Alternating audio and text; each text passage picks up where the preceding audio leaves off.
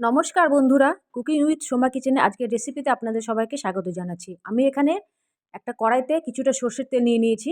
তার মধ্যে একটুখানি নুন আর হলুদ দিয়ে ভালো করে মিশিয়ে ফ্লেমটাকে কম আঁচ করে এখানে ব্রোকলি আমি টুকরো করে কেটে খুব ভালো করে ধুয়ে নিয়েছিলাম।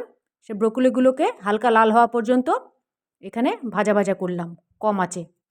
তারপরে ব্রোকলিগুলোকে তুলে রেখেছি এবং ওই কড়াইতে আরও একটুখানি তেল দিয়ে ওর মধ্যে জিরে ফোড়ন দিয়ে সেদ্ধ করে রাখা কাটা আলু এখানে দিয়ে দিলাম। ওর মধ্যে একটুখানি নুন আর হলুদ দিয়ে হালকা লাল হওয়া পর্যন্ত একটু ভাজা ভাজা করতে হবে।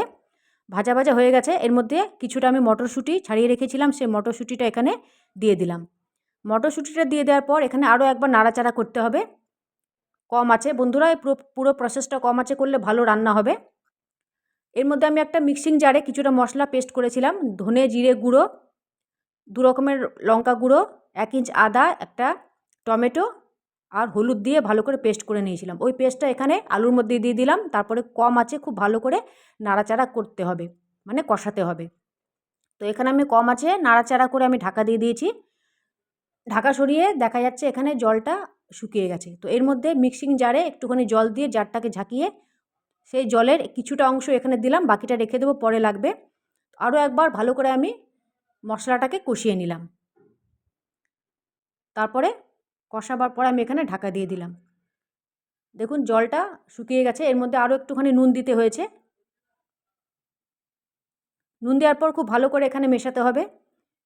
খুব ভালো করে কষে গেছে। এরপর ব্রোকলি ভাজাগুলোকে এখানে সব দিয়ে দিলাম।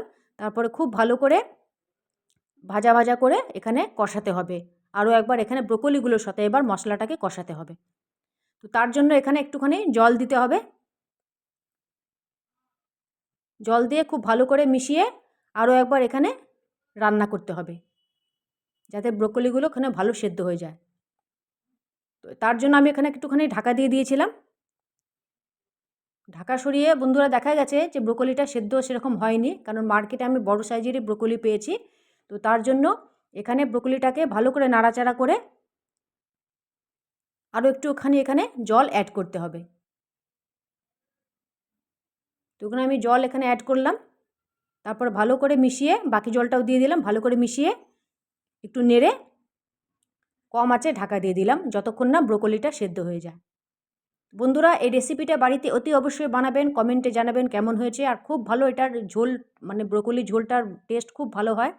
এখানে আমি আরও একবার জল দিয়ে দিলাম যাতে ব্রোকলিটা ভালোভাবে মানে সেদ্ধ হয়ে যায়। তো আমার রেসিপি ভিডিও যদি আপনাদের ভালো লেগে থাকে তাহলে আমার রেসিপি ভিডিওকে লাইক, শেয়ার এবং আমার চ্যানেলকে সাবস্ক্রাইব করবেন। তো আমি জল দিয়ে আরও একবার ঢাকা দিয়ে দিয়েছিলাম। জলটা খুব ভালো করে শুকিয়ে গেছে। এরকমই মানে ঝোলের দরকার ছিল। আপনারা চাইলে এর থেকে শুকাতে পারেন বা ঝোল ঝোলও রাখতে পারেন। তো আমি এখানে নাড়াচাড়া করে নিলাম। তো বন্ধুরা, এখানে ব্রোকলিটা সেদ্ধ হয়ে গেছে, আমি ঢাকা সরিয়ে দেখেছিলাম। তো এবার আমি প্লেটিং করে নিচ্ছি। এই রেসিপিটা গরম ভাত, রুটি বা পরোটার সাথে দারুণ জমে যাবে। তো আজকের রেসিপি এতটাই। আবার নেক্সট পর্বে নতুন কিছু নিয়ে আসবো। ততক্ষণ আপনারা খুব ভালো থাকবেন এবং সুস্থ থাকবেন।